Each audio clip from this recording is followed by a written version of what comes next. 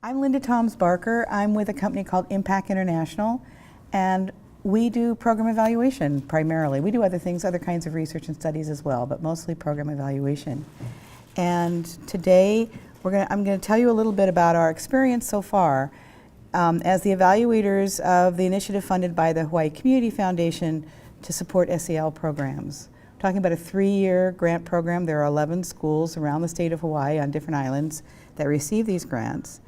And I'll tell you briefly a little bit about how social emotional learning fits into Hawaii DOE's vision for education for our students here in Hawaii. But mostly I'm going to talk about how we're evaluating these programs and about our efforts to help schools build their evaluation capacity so that the evaluation work they do is of benefit to them, not just for reporting to the foundation. I'd also like to introduce Kelly Yoshiro. She'll be talking with us a little bit later on. She's with Choose Love, and she's been working on the evaluation with Ka'ailipulu School with their grant.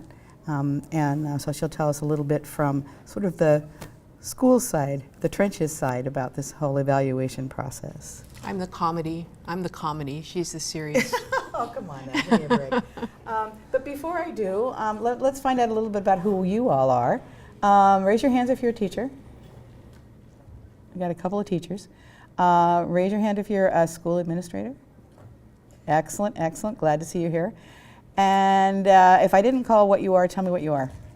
What do you do if you didn't raise your hand? Counselor. Counselor, excellent. Anybody else?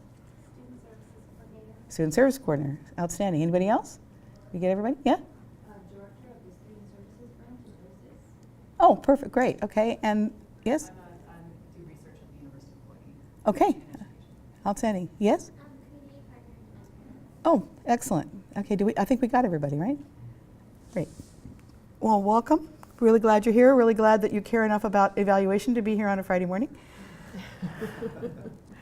Okay, so the overall vision, there are a lot of different statements of vision if you go on Hawaii DOE's website, but I like this one. This one says Hawaii students are educated, healthy, and joyous lifelong learners who contribute positively to our community and global society. You know, one of the ways that Hawaii is actually a little bit out in front of a lot of states is that we don't only talk about college and career readiness, but we talk about community readiness as well as part of our vision here in Hawaii. And so SEL fits so nicely in that picture. You know, a lot of our kids are contending with bullying and stress and mental health issues and acting out and using risky behaviors, and we're putting a greater focus on that. And Hawaii DOE is taking notice of the evidence that social emotional learning programs have, you know, so students have lower levels of stress and depression and fewer behavioral problems and less aggression and greater academic success. The research tells us this if we look at the research that's been done on social emotional learnings around the country. We're trying to get a better handle on what does that look like when we implement here in Hawaii, especially given that the curricula that we draw on and the programs that we draw on were developed in a mainland culture rather than here in Hawaii. So our schools are multicultural and multilingual, and we've got diverse social and economic backgrounds. Over half of our kids are economically disadvantaged. Educators often say that their students lack motivation for engaging in learning. All those good reasons is why we're doing social emotional learning efforts now. Raise your hand if you don't know this picture. Does everybody know this picture? I don't have to say very much about this picture, but you know, as you know, this framework really does define a very ambitious set of goals, and we know that the schools can't do it all. We need the community, we need the families involved to achieve these kinds of outcomes for our kids. There's this analogy of nurturing the bamboo. This doesn't happen right away. So, you know, first the bamboo has to develop a root system. If you live on Big Island like I do, that's a challenge because they got to find a place to get down between the lava. And then the root system deepens and spreads further, and then finally the bamboo reaches its bounty. I like this analogy because I think a lot of schools started out with an idea that, oh, we've got 3 years to do SEL. So in the first year, I'm going to do students. I'm going to teach students SEL skills, and that's going to help. And then in the next year, we'll really work with the teachers, and we'll do a lot of professional development with teachers. And then eventually we'll expand to the community. Or some schools thought, you know what we need to do is start with the teachers, we'll do professional development with the teachers, make sure they know what they're doing, and then we'll start implementing some curriculum in the classroom, and we'll engage parents and eventually the community. It turns out, it looks as if, we've just finished our first year, but it looks as if you kind of have to do a little bit of all of it at once. But because we're really looking at systemic change, and it's really hard. Any place you start's good, and we do have a couple schools that started with just a single piece of curriculum that they were going to introduce in the classroom. That's their entire SEL program. And in the process of doing that, have learned enough to recognize now, oh, now we need some other things. We have a school that started specifically with teachers, didn't do any direct implementation with students in their first year, and are now moving into student implementation and recognizing actually we probably should have been doing some of that later. So people are getting that idea, but it looks as if you kind of have to do it at these different levels. All right, so this is the definition of social and emotional learning from CASEL. You've heard people talk about CASEL, the Collaborative for Academic, Social, and Emotional Learning. This is not the only organization that cares about this stuff, but they probably have put in more resources for finding out what's out there and doing research. And if you've not been on their website, you will find amazing resources there, including more data collection instruments than you know what to do with. And so one of the big challenges is picking what makes sense and what's going to work for you. There's some new research that was just published in July of this year, just a few months ago, on the effectiveness of SEL programs. And they have guides that will help you choose what kinds of programs or curriculum and evaluation tools might be useful for you. Note that the definition here includes both children and adults. So social and emotional learning is the process through which children and adults acquire and effectively apply the knowledge, attitudes, and skills needed to do all these wonderful things. Understand and manage our emotions, set positive goals, feel and show empathy, establish, maintain positive relationships, and make responsible decisions. How many of you are parents? Wouldn't you love it if your kids got all this at school? I'm sorry, speaking as a parent. Okay, so we actually took a look at these key domains of social and emotional learning as defined by CASEL, and self-awareness, self-management, social awareness, relationship skills, responsible decision making. And in each one of those areas, there's lots of different things that are being measured. And if you look at those, you'll find that every single one of those seems to have some component that's relevant to the HA framework. And so maybe this is a little oversimplified. And we're in the process right now of actually trying to figure out what those linkages are. And it's a little challenging because, as you know, the Hawaiian language doesn't translate neatly into English, and the concepts are very deep and multi-layered and so on. But we're kind of working towards really trying to see how these relate to each other. Now, if a school decided to go after a grant from the Hawaii Community Foundation to do social emotional learning, it was because there was a need that they recognized that they wanted to address. And I think it's very interesting that when we asked people, so why are you doing this, or what are you hoping to get out of this for your students, we got such different answers. We want a shared culture in our school with a mutual understanding and a common set of understood values and behaviors that really lead to compassion, mindfulness, and empathy. Notice that that statement doesn't say anything about academic performance. This is a school that actually the academic performance is not bad. It's not a huge problem for them, but they really want to see their children growing up with this sense of compassion, mindfulness, and empathy. Cyberbullying is a big one. So a number of the schools talked about cyberbullying in particular, where even if they'd had SEL-like programs in the past, or if it was a school culture, we've got this group of 11 schools includes not only regular public schools, but also public charter schools, private schools. We've got a whole range. And so we do have some schools that have a long history of having a kind of philosophy towards education that's sort of very whole child oriented, and where there's a lot of focus on empathy and compassion, that found themselves struggling with cyberbullying, going, wow, we weren't expecting this, but this is something that's emerged that they really want to look at. One of the schools said, we want 100% reporting safety and well-being on this SQS survey. A very specific, very kind of simple thing. And I don't know if everybody's familiar, but the school quality survey is something that Hawaii DOE has every public school administer. And some of the charters do it, some of them don't. It's not a fully comprehensive school climate or social emotional learning tool, but it does have a lot of questions on it that are relevant. And this administrator said, boy, you know, if all of my kids, every single one of them, reported, you know, feeling safe and feeling good, then I'd be happy. Some of the schools were already doing SEL, but they were kind of like separate programs, and what they really wanted to do was figure out how to integrate SEL right into that classroom in the way the students behave with each other, the way they relate to their teachers, the way conflict is being resolved right in the classroom, and not have it be a separate program or separate curriculum. Or perhaps they had started in certain grades or with only a handful of teachers, the most interested teachers, and now their focus was on trying to expand school-wide. This one just got me. I had to throw it on the slide there. One of our administrators said, I'd like to change our kids' worldview from I don't know when I'm going to get a hug or be noticed or eat food to I am held, supported, and nourished. And I thought, wow, that's really heavy duty. And that's a school that's got struggling families and is, you know, really dealing with a lot of challenges. And of course, contributing to the community, such an important part of what we hope for our kids. So each school under this grant could choose whatever SEL programs they wanted to, as long as they were evidence-based. So most went straight to the Castle website to see what the menu of ideas was. Others had already identified or heard about programs. There were some partnerships that were being developed between SEL programs and schools, a whole wide range of different things. And this is just sort of showing you that some of the schools just chose one thing.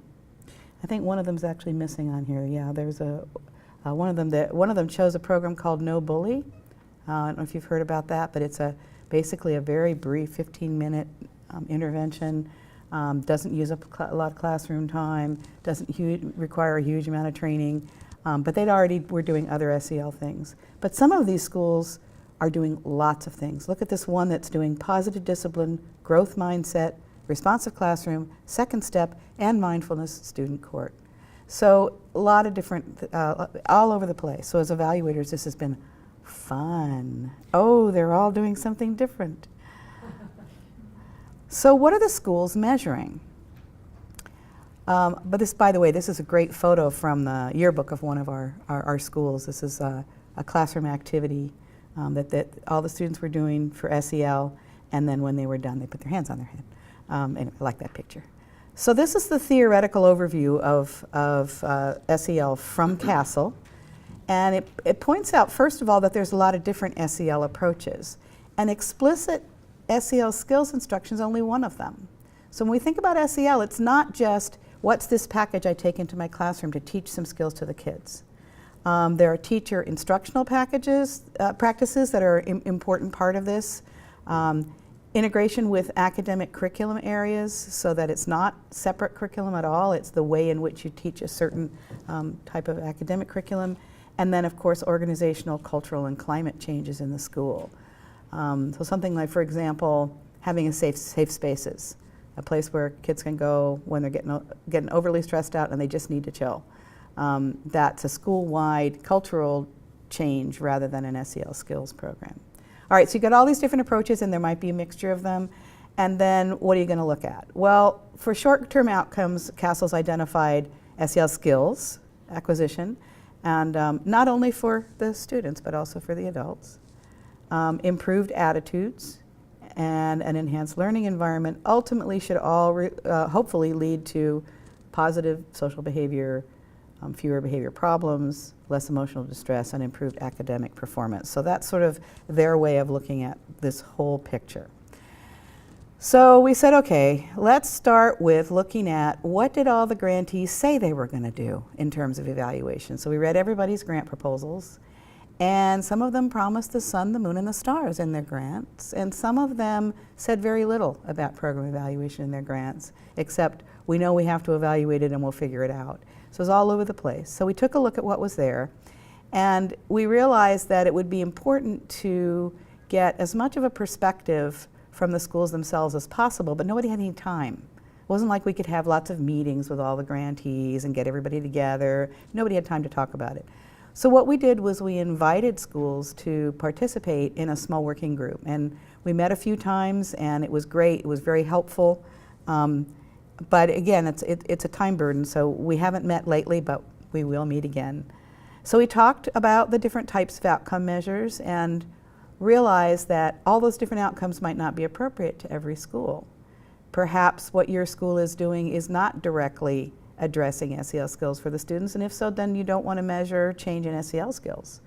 Perhaps what you're doing is a long way from having an effect on academic outcomes, and maybe you don't want your SEL program to be held accountable for academic outcomes. You really want to focus on behavior and climate. So we talked a lot about that. And then we talked about how to document program implementation, because I think it's very, very important not only to help the schools figure out how to document it for themselves, what went right, what went wrong, how would you do it differently, but also to gather the lessons learned from these grantees so that we can share this across the state, and hopefully from these experiences other schools will pick up on this. And so we developed some sample implementation data collection tools for schools that hadn't thought about collecting anything about program implementation, and distributed those. And the work group helped us develop those. So our framework, I don't know if this is a little small, but our framework is similar, but we basically wanted to make sure that we understand who are the students that are being served, what are the sort of inputs into this process, because that has a huge effect on how implementation might go, but also which programs and curriculum might be the most relevant, and sort of the context of the school. We have one Waldorf school. I don't know if you're familiar with Waldorf, but their whole approach is so different. They have the students stay with the same teacher from first grade all the way through 8th grade, and they develop sort of a family and a whole different bond and set of relationships. And there's a different set of issues there in that kind of a school than there is in a very in a more traditional school, where certainly by 5th grade or 6th grade you have multiple teachers, sometimes even earlier, and by the time you get into middle school you may actually be moving around from one class to another, just like high school. And if it's a very large school, then each teacher might have 5 different groups of kids that they're working with. So just understanding the school context and the nature of the students being served. In Hawaii, we have a percentage of students of Native Hawaiian background or ancestry that ranges from fairly small in some of our schools to clearly the majority of the school. And we do also have one Hawaiian immersion school in our sample, so everything they do is in Hawaiian. And of course that raises challenges also for doing evaluation, where all the instruments are all in English, and none of the folks on our evaluation team, or even at the foundation, are bilingual in Hawaiian. So knowing about that is really important. So what we basically are looking at is, you've got the SEL skills that your students already have and where their strengths or deficits might be and how you're addressing those. And then all of these different kinds of program components that you might be implementing. And all of those things together will result in changes in behavior and climate, and potentially, eventually, the student academic outcomes as well. So this is not that different, it's just a slightly different way of mapping it out. And so this framework came about through the conversations with all the different schools about what they were doing. All right, so what are the schools measuring? Basically, there are 5 different things that we're looking at here, and not all the schools are doing all of them. But all of the schools are doing something in the first 3 areas. So program implementation, as I said, and I'll talk a little bit more about how we're addressing that. School climate's a big one. Now, if you look at the literature, this is a growing field, and the language is growing with it. So, we've been doing anti-bullying and character education and all kinds of things, and only in sort of more recent years have we called it social emotional learning, or SEL. And so having a place like Castle you can point to and say, that's the definition I'm going to use, is helpful, because not everybody defines it the same way. And some people will say, well, school climate's not SEL, that's something different. But in most of the literature and in most of what's going on around the country, everybody agrees that school climate and SEL are inextricably linked, at least. And we are using this term in the way where we're saying school climate and changes in school climate we consider to be measures of the outcomes of SEL programs. And so every one of these schools is measuring school climate in some fashion, but they're not all measuring it the same way. Keeps us busy at the evaluator end. Student behavior. is another area that everybody is collecting something. And if they're not collecting it directly, then it's because they're a public school and there's already some data in the Hawaii DOE data system around suspensions and class of offense and some of those kinds of things.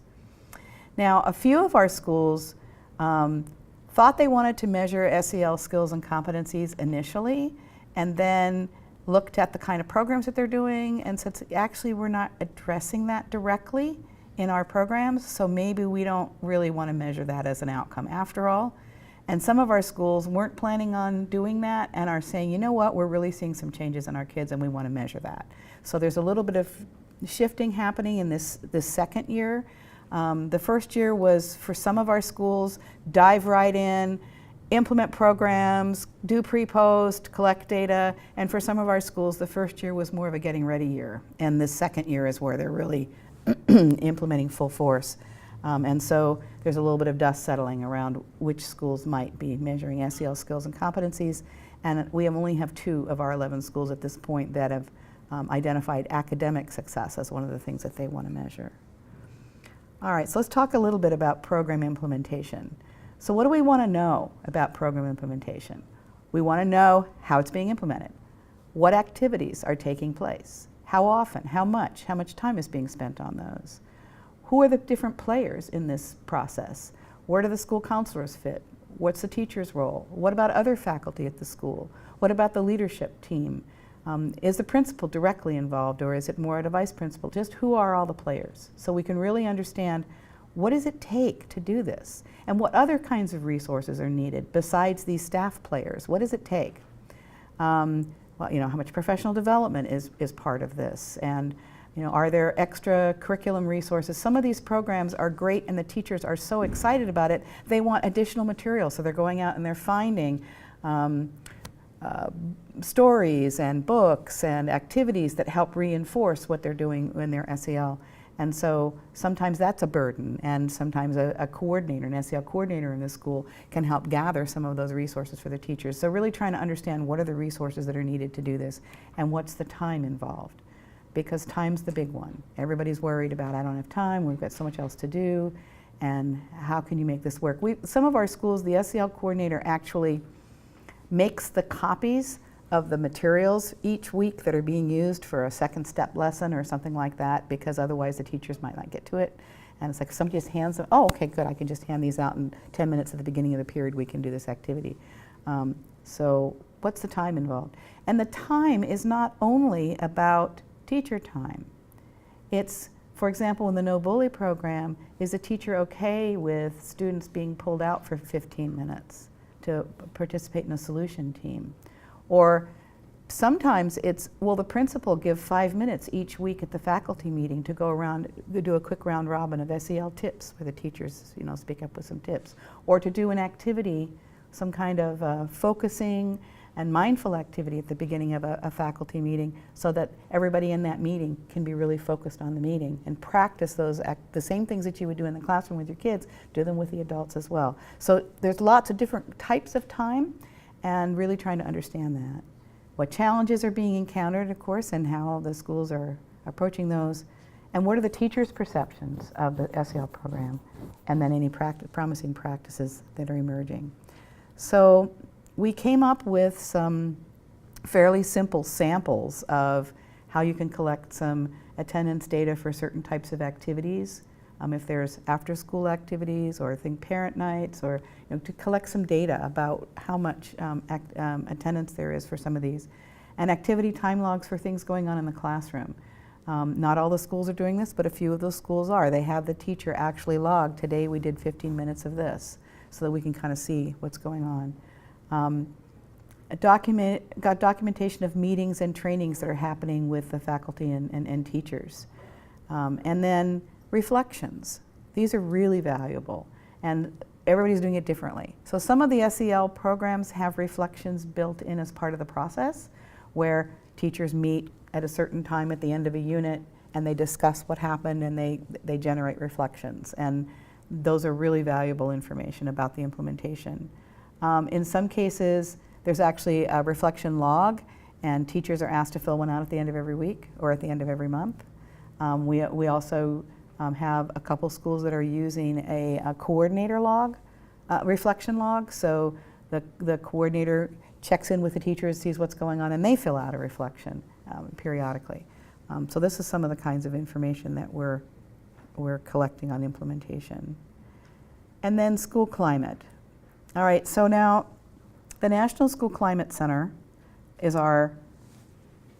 what we're using as a framework for school climate, the same way we're using CASEL as a framework for SEL skills. So they're describing a sustainable positive school climate as including norms, values, and expectations that support people feeling socially, emotionally, and physically safe. People are engaged and respected, student, families, educators working together, nurturing these positive attitudes, and everybody contributing to the operations of the school and the care of the environment. The various measures of school climate that are out there, we want to make sure that we're sort of capturing these various dimensions. So the National School Climate Center, you can see on there at schoolclimate.org, defines 4 different dimensions of school climate, and each one of them has sort of some sub-dimensions in it. So on the safety side, it's rules and norms, physical safety, and social emotional safety. On the teaching and learning part of the environment, it's support for learning, and also focus on social and civic learning, or citizenship, or community participation, those kinds of things. The institutional environment includes physical surroundings, school connectedness and engagement, and interpersonal relationships include respect for diversity and social support, both among students and among adults. Now, the National School Climate Center has developed a measure of school climate called the Comprehensive School Climate Inventory that is really comprehensive. And if you work with them and you decide you want to use their instrument, it does have a cost associated with it. But what you get for that is not only the use of their instrument, but they also analyze the data and give you a big fat old report. They really go through and slice it and dice it and look at it all different kinds of ways. We have one school that is using the CSCI, that's University Lab School, and they found the reports a little overwhelming because there's a lot of information in there, but they're gradually beginning to see which parts of that are most useful for them, and they really like it. Most of our schools don't feel that they can afford this, and so what we're finding is we have, as I mentioned, the schools that are using the school quality survey that's already being done anyway, and that survey has one version for students, one for teachers, and one for parents. And then we had a group of schools that were not doing the SQS, either they're private schools or a couple of our charter schools are not doing the SQS.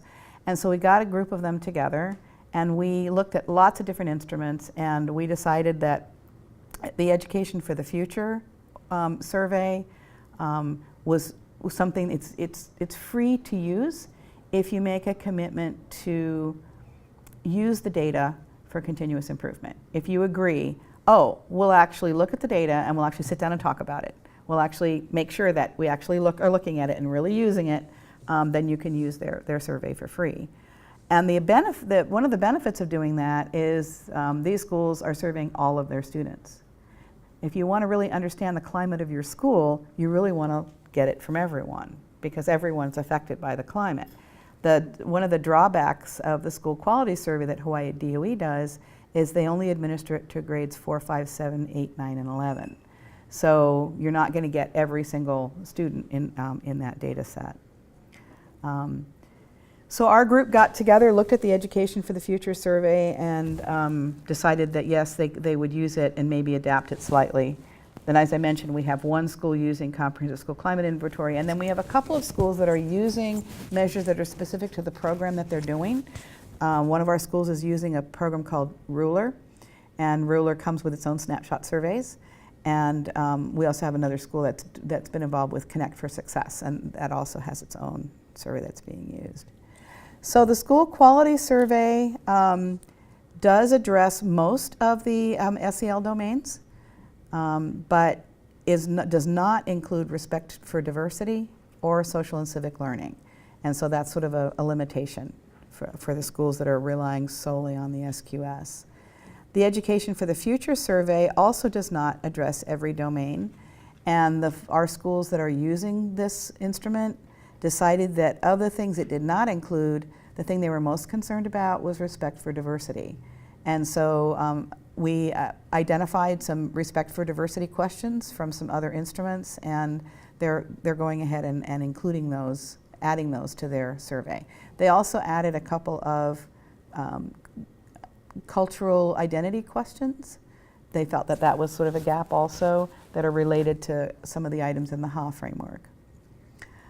So by working with them and talking through with them what makes sense to you in your school, what we've ended up with is a core set of measures that 5 of the schools are all doing the same on the EFF, and then other schools have added additional items. Student behavior, I like this graphic. I like that top picture. Fortunately, I have not been in a classroom that looks like this, not quite like this, but I think there are days when it feels like this. So what we're looking at is primarily reduced negative behaviors. It's an interesting challenge because what Hawaii DOE measures is suspensions. And suspensions are not a very uniform measure because every school's got its own culture for how it handles suspensions and whether it does suspensions and whether they report in-school suspensions or only out-of-school suspensions. We're not happy with it. It's pretty large grain measure, but it's better than nothing. And in fact, a couple of the schools had already done some SEL work prior to this grant and were able to see their suspensions going down, and felt that even if the number of suspensions going down was not because the student behavior had changed, but because the way the school was handling that behavior had changed, it was still a worthy measure because it's better for those kids to be in school. And if the administration had found a better way to manage those behavior problems, that was a success, even if the student behavior itself had not changed. Some of our schools are measuring what they call referrals. Now, referrals is a little better than suspension because a lot of referrals do not result in suspension, so you're getting some additional data on behavior problems that you wouldn't get if you're only looking at suspensions. However, referral patterns are also varied from one school environment to another and also can change over time, especially if you have a change in administrator. Which students you send up and which ones you don't could really change depending on that administrator's philosophy. We had one school point out to us they expected their referrals to go up through the SEL efforts because they were encouraging teachers to refer. And they wanted the teachers to refer so that there was good data and so that the administration could implement some new disciplinary approaches more consistently across the school and have it be a little less idiosyncratic to individual teachers. Other schools expected their referrals to go down very quickly because they were implementing some new procedures for teachers to handle issues directly inside their classroom instead of referring. So when we talk about these measures, it's important that we as evaluators recognize that the measure itself, by itself out of context, tells you almost nothing. But if you look at it within the context of what the school is trying to accomplish, then it can be very, very useful and very meaningful. The next, slightly better grained, more fine grained, is what we call incidents. Because if there's an incident, it may not result in a referral or a suspension, but there would be documentation that the incident occurred. And so we're working right now on coming up with a set of categories for describing what types of incidents, and there are, again, there's a variety of different tools out there, we will get our little working group back together again to look at several different ways of categorizing incidents and see whether there's some common understanding across the schools as to how to categorize those. And then some of our schools have put new procedures in place for handling incidents that they're actually collecting data from the student after the incident has been resolved and asking the student for their assessment of what happened and how well that worked for them. And so that's yet another layer of getting even more fine-grained about the student, reducing student negative behaviors. Everybody thinks it's a really good idea for us to collect data on positive behaviors. Not everybody is doing it. It's for some schools, this is a whole new idea. I mean, they might have CACHA's little points or something that they hand out to the kids if they catch them doing something good, but they don't necessarily document it. And so we do have a few schools that are documenting problems that are being solved through peer mediation, documenting their points if they're doing good citizen points. They're also looking, of course, at increased attendance, school attendance, that's a positive behavior, and class participation. So this is another area. Positive social behaviors is a bit of a stretch for some of our schools, but everybody realizes that theoretically that would be a good way to go instead of only capturing the negative. So this next domain I mentioned not everybody is doing is the SEL skills and competencies, and you probably remember seeing this yesterday. Zoe put it up during her keynote from Castle. Self-awareness, self-management, social awareness, and relationship skills. Most, as I said, most grantees were not originally planning to measure this, but a few of them are now deciding they want to do that. And I mean, there are probably, I don't know how many hundreds of instruments there are out there to measure SEL competencies. There is no one single way to do it. It really depends on what you're trying to emphasize in your school. And, you know, we have one school that is a private school where the students are basically all overachievers, so they don't have any academic problems. And none of them have behavior problems, so that's not going to show any change. So what is it that you want to capture? Why are you doing SEL in this school? You have no behavior problems and you have no academic problems. They're doing SEL in this school because these kids work hard, and don't know how to stop and take a breath and relax and enjoy the world around them and develop good relationships. And so the relationship skills is a really important piece for them, and they really want to measure that piece, and they may not do a lot in these other domains. And then finally, academic success, yay! So of course, standardized test scores, grades, retention, graduation on time rates, those kinds of things are different ways of measuring academic success. But you know, for some of these programs, especially if their first year was primarily professional development, and they're just now really launching into SEL skills building in year 2, they may not be long enough to really see, when you think about that chart, well, this leads to this leads to this. You know, the academic success might be a longer term outcome. So I showed this slide to our group the first time we all met together, all of our schools. I love this cartoon. Get all the information you can. We'll think of a way to use it later. There is a little bit of that going on. We have several schools where my role in sort of building their capacity to do effective program evaluation has been to say, do you really need to collect this? Is it useful to you? Is it telling you something that you really need to know? You don't need to collect data that's just for the sake of collecting it. It's too burdensome. And then you got all this data and then you don't have time to analyze it. So let's really try to focus in here.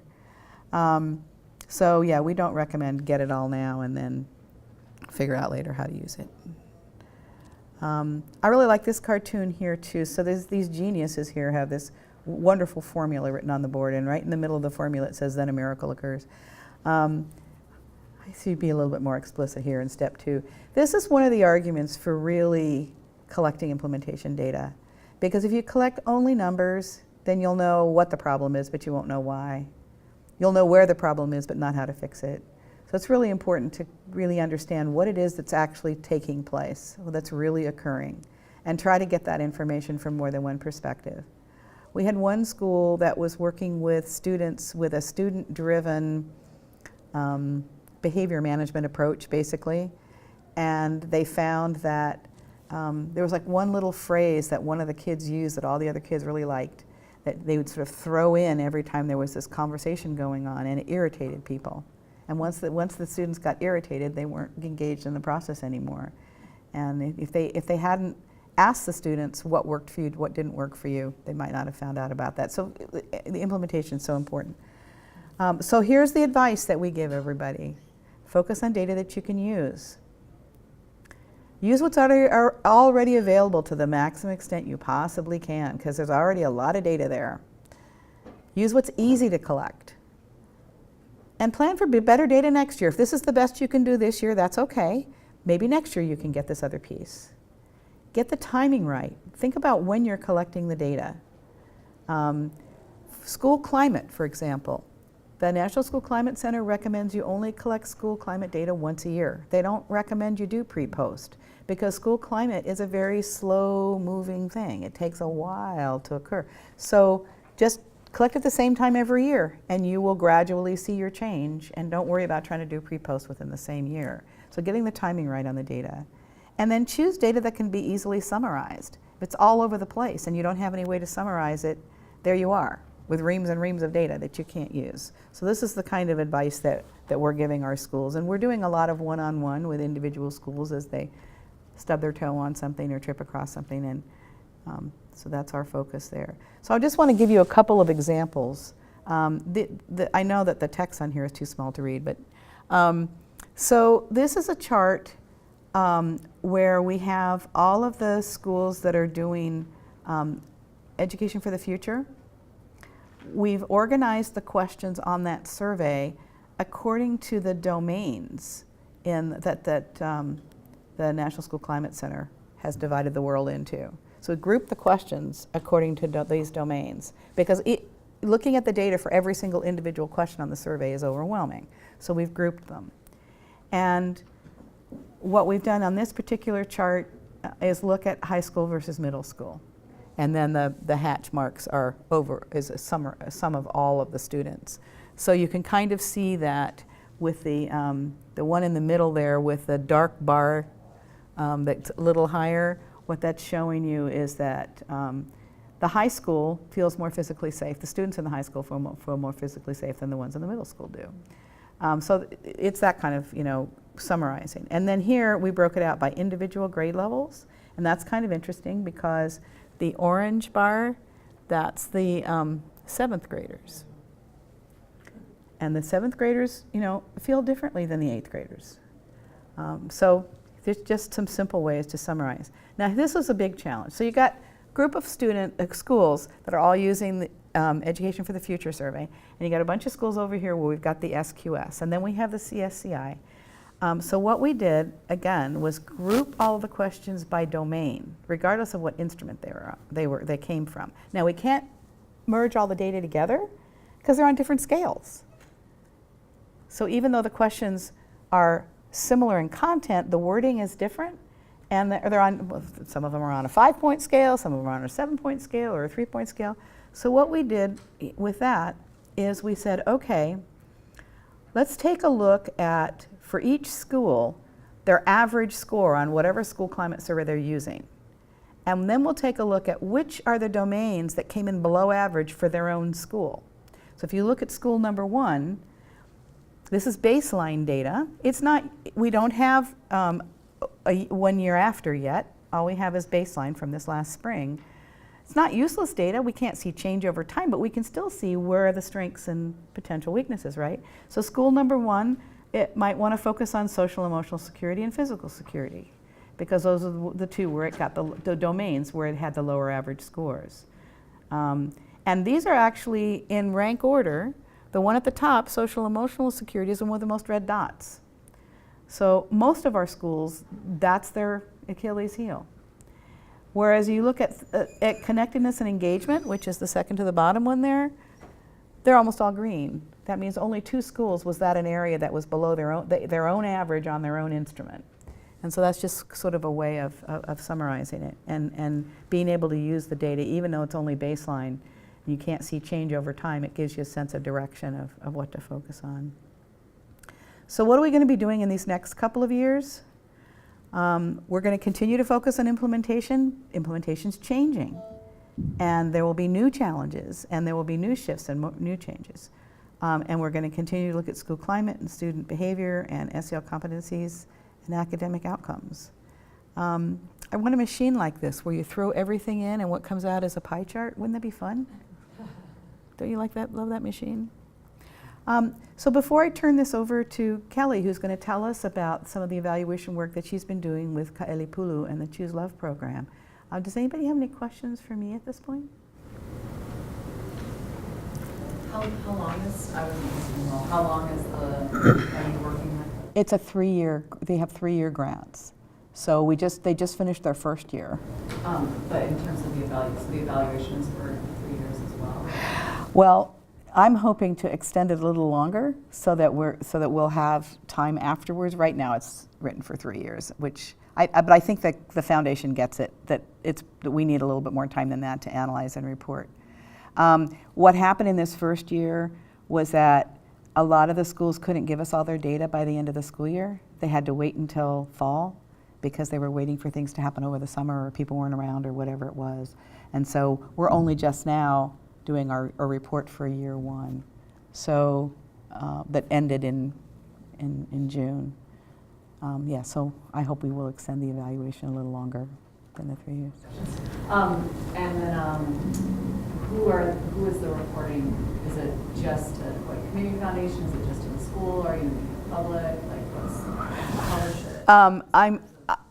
Yeah, there will definitely be broad dissemination. The evaluation has several goals. One of them is to assist the schools with their whole data collection and evaluation effort to make sure that what they're doing makes sense to them, is useful to them. But the primary goals have to do with telling the story of what it's like implementing these programs here in Hawaii and what it takes to do it. And all of them are using evidence-based programs. So we're not doing research to prove that the program is effective, because that's already been done. But what we do want to do is document what seems to have worked here in these schools. So that's why we have to collect the outcome data. And the goal is to provide information that will encourage schools around the state to move in this direction. So yeah, there'll be pretty broad dissemination. Yeah. Any other questions? Me? Can I ask one more? Absolutely. Yes. And then what are you guys coordinating with the program provider people? Do you know? Not as much as we should. So, like, for example, I work with loss of children, and that's my interest in this. And so we haven't, and thank you to Kelly Cooler, they're doing loss of children. Just what was the coordination, perhaps, or communication? Not really. No, because those... Is that ever going to be pursued, or? I don't know. I mean, those programs are collecting data to continue to prove their effectiveness nationwide and have their own people that are doing stuff. And we've contacted a few people and said, we're doing this, and everybody agrees, oh yeah, we should probably talk sometime, but there's not a direct link. Yeah. So I'd like to go ahead and turn it over to Kelly. Great. Hi, everyone. My name is Kelly. I work with the Choose Love Enrichment Program, and basically I helped to write the grant that got us connected with Ka'elipulu Elementary School. And the Choose Love Enrichment Program, basically we use this formula for choosing love, which is courage, gratitude, plus forgiveness, plus compassion and action equals choosing love.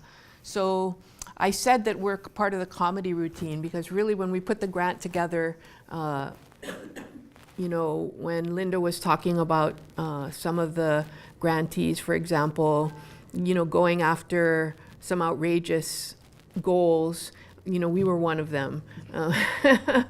And the way that we went after, you know, some of our expectations, I was not that familiar in writing the grant, how to go after, from an evaluation standpoint, outcomes correctly. And I almost saw the evaluation as team as more of an enemy, you know, like, okay, this is something that, you know, we have to do to prove that we're doing, you know, what we say we're going to do, as opposed to working as a team that this is something that's going to help us.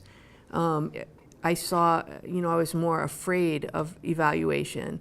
And so I've learned working as a team now with Linda how much evaluation can help support our efforts. But that wasn't something, as I was writing the grant, you know, I was more concerned with proving and showing, you know, what our program could do and what the effectiveness was. So when I wrote the first, the grant, when I was writing the grant, I was trying to write the outcomes and I was trying to show social emotional learning outcomes for the program. And we were actually trying to show outcomes for SEL. And so I had all of these outcomes, for example, for courage, and I had them for courage, forgiveness, gratitude, and compassion and action. And I knew that these were outcomes based on CASEL outcomes, and I knew that we could attain all of these outcomes through our program, because our program is an evidence-based program.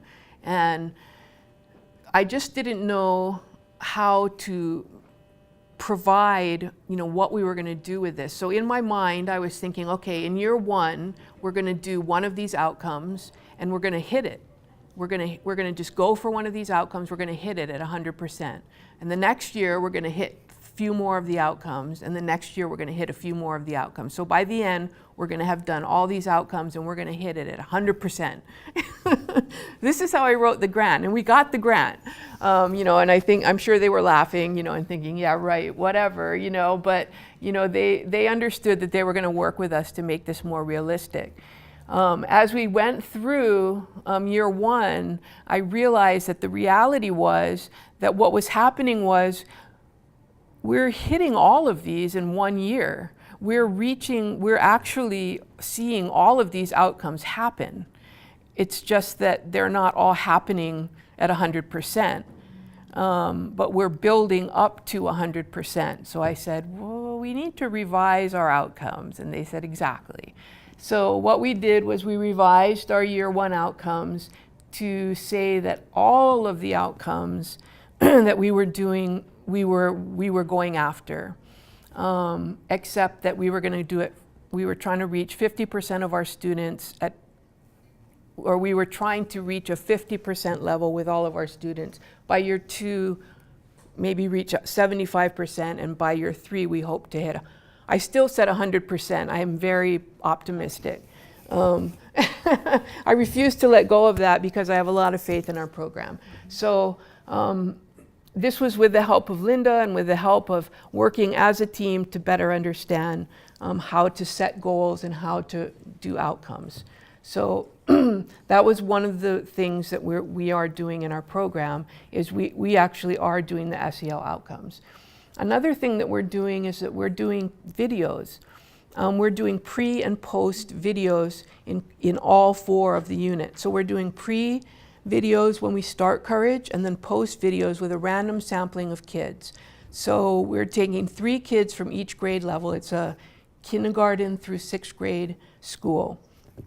So 3 kids from each grade level, which in itself, we have issues with, because, for example, we'd had kids who left the school, and then our sampling turned to 2 in the middle of the year, et cetera. So there's always problems that I understand, found out that you run into.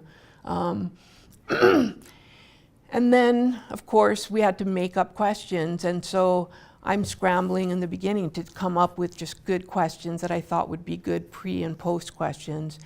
And so I realized in the first year also that I had to be more thoughtful in how the questions, they seemed like good questions, but how do the questions really address the outcomes that we're looking for? So we got some really great answers out of, say, tell me someone who you think has a lot of courage, but it didn't really answer any of the outcomes.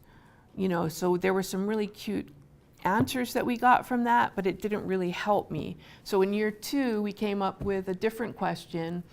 So these are my revised questions that I'm asking this year. And the last one really addresses positive affirmations, which is part of the outcomes that we're looking for and part of the curriculum that we do. And that's that I'm going to give you a fearful negative phrase, and if you can, I want you to turn it into a positive courageous sentence. And then I ask them, I'm going to fail this test, and they have to turn that into a positive affirmation. And so before they had the curriculum, they answer the question and they don't do it right. And then after they've had the curriculum, they answer the question and they do a much better job of it. So this is another thing that we're doing are these pre and post videos. Another thing was that I was really excited because we were getting all of these artifacts, really terrific information. Teachers were doing these haikus, and kids were they have a Choose Love journal, and they were writing things that had these amazing reflections in them, and they were saying things like an individual kid would say, I'm feeling safer in school, or they'd say, I'm making more friends than I did last year. And I thought, oh my gosh, the program is doing great, you know, and here I, you know, and then I take it to Linda and she said, okay, good. What is their name and what grade are they? And do you have that for every student?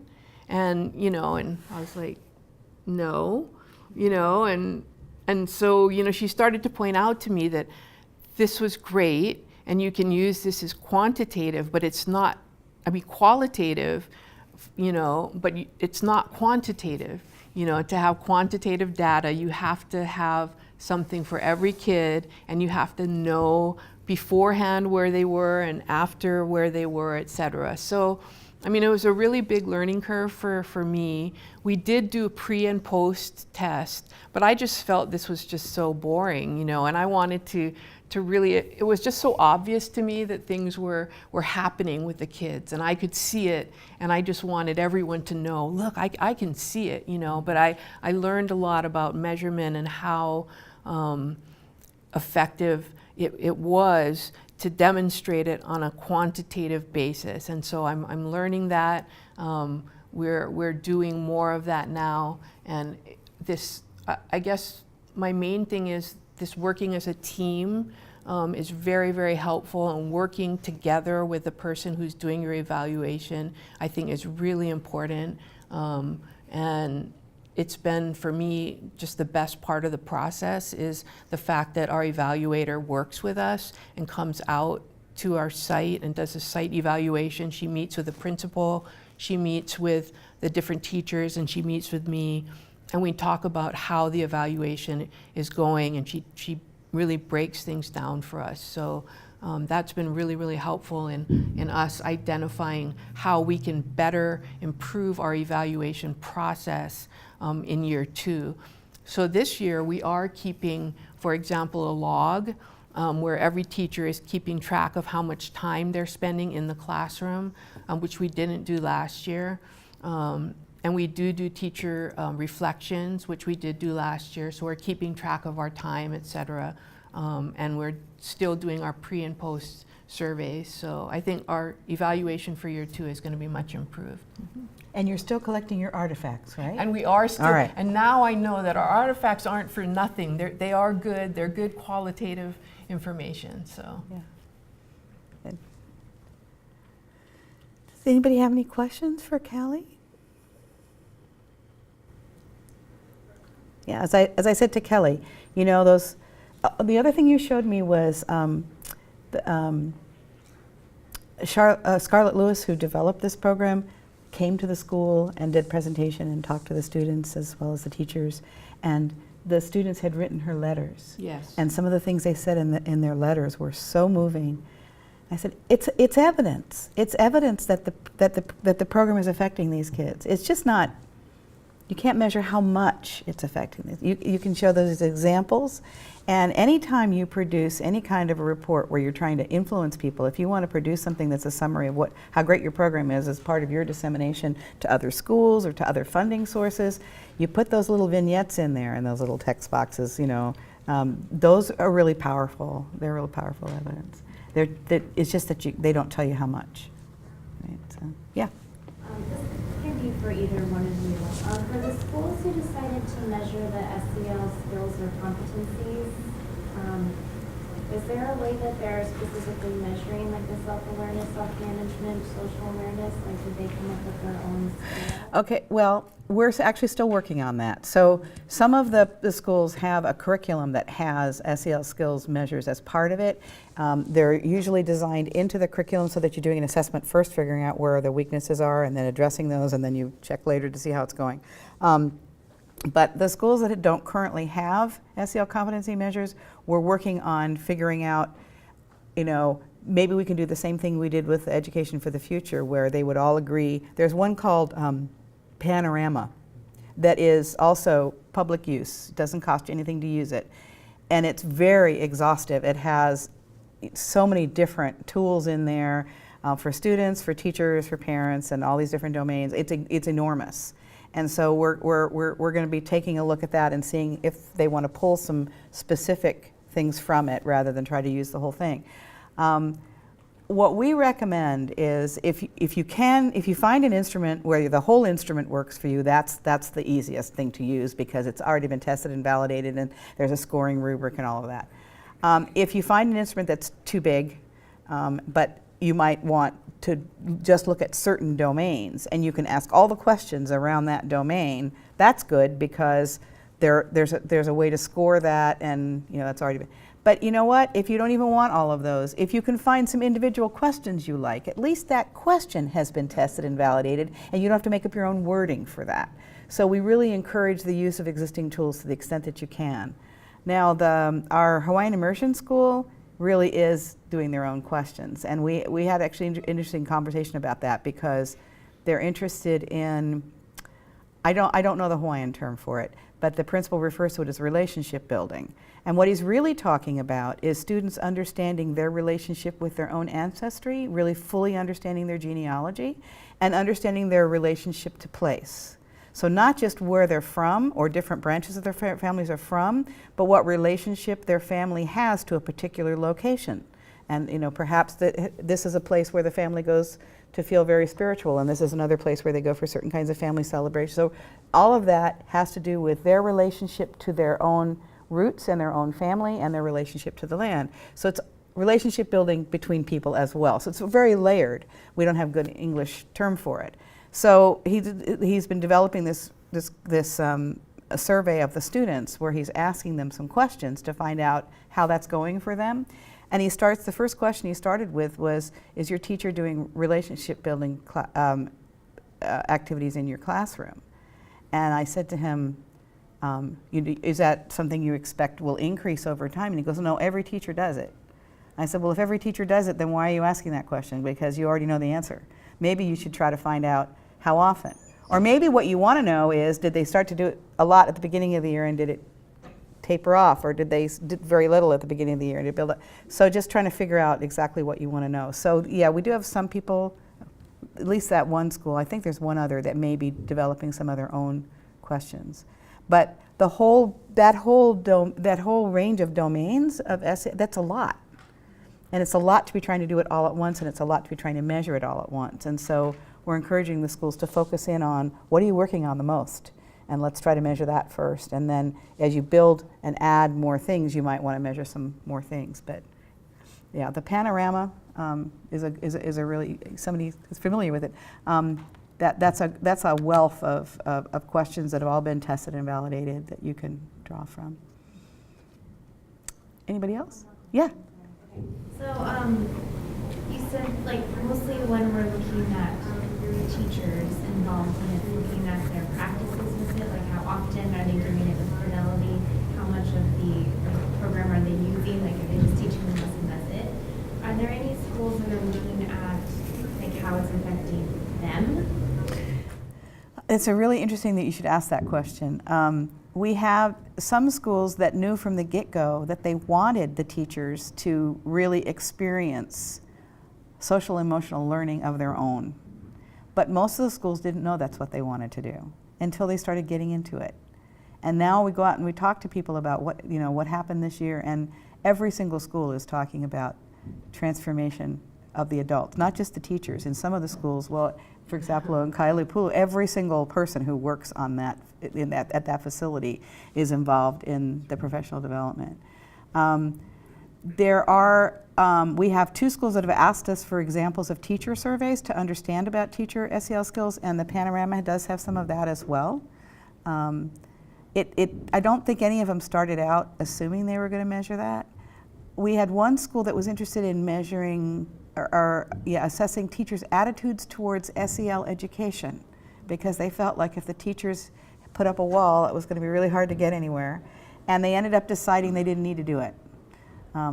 They sort of started out trying to do it, and they were going to see if it changed over time, and they just sort of said, you know what, all the teachers are doing this stuff now, so we don't need to measure it anymore. But We do teacher reflections at the end of all of our and we always ask the question, how did this affect you personally and professionally? So that's one of the questions that we always ask. And just as a matter of reference, In our program, that's one of the most astounding measures that does come back, is the impact that the program has on the teachers. A lot of the teachers say that they feel that they get more out of the program than the kids do themselves.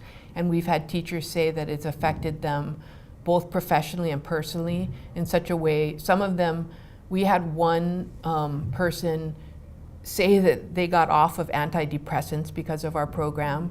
And I mean, some pretty amazing changes that they've made because of the program. I've had a number of teachers tell me that they interact with their own children differently at home now.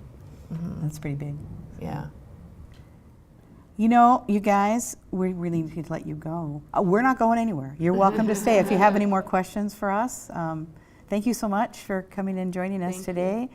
And get out there and evaluate your little hearts out.